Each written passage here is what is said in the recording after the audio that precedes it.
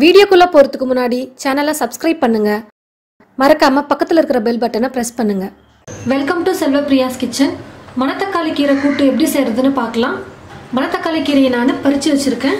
அதுவும் ஒரு கைப்பிடி அளவுக்கு நல்லா இப்படி ஃபுல்லா எடுத்தா இந்த அளவுக்கு வருது. இந்த அளவுக்கு நான் எடுத்திருக்கேன்.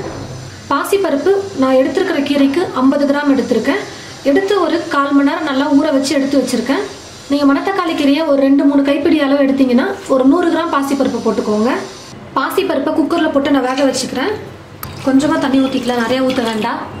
பருப்பை ஒரு 2-3 விசில் விட்டு நல்லா வேக வச்சு எடுத்துக்கலாம். நான் ஒரு பாத்திரத்தில் தண்ணி எடுத்துக்கிட்டேன்.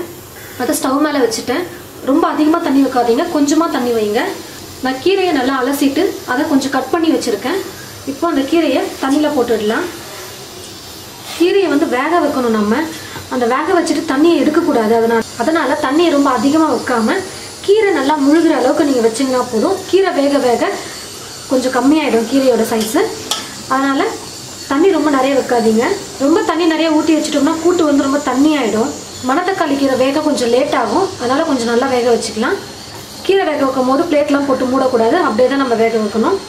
கீரை வேகிறதுக்குள்ளே நம்ம கூட்டுக்கு தேங்காய் அரைச்சிக்கலாம். நான் ஒரு 2 ஸ்பூன் தேங்காவை துருவி எடுத்து வச்சுருக்கேன். அதை மிக்ஸி ஜாரில் ஆட் பண்ணிக்கிறேன். ஒரு 1/2 ஸ்பூன் அரிசி மாவை ஆட் பண்ணிக்கிறேன்.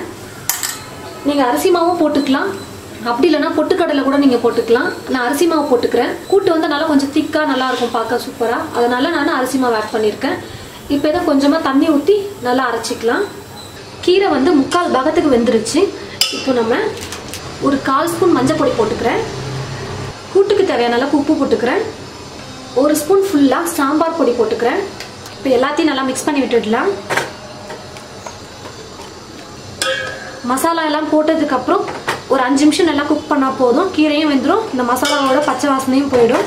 உங்களுக்கு கொஞ்சம் இன்னும் காரமாக இருக்கணும்னு நினச்சிங்கன்னா ஒரு 1/4 ஸ்பூன் எக்ஸ்ட்ரா சாம்பார் பொடி போட்டுக்கோங்க. பாருங்கள், குக்கரில் 3-4 விசில் விட்டுட்டேன் நான். பாசிப்பருப்பு பாருங்கள் நல்லா வெந்துருச்சு. பாருங்கள், தண்ணியாக இல்லாமல் கரெக்டாக நான் வச்சுருந்தேன்.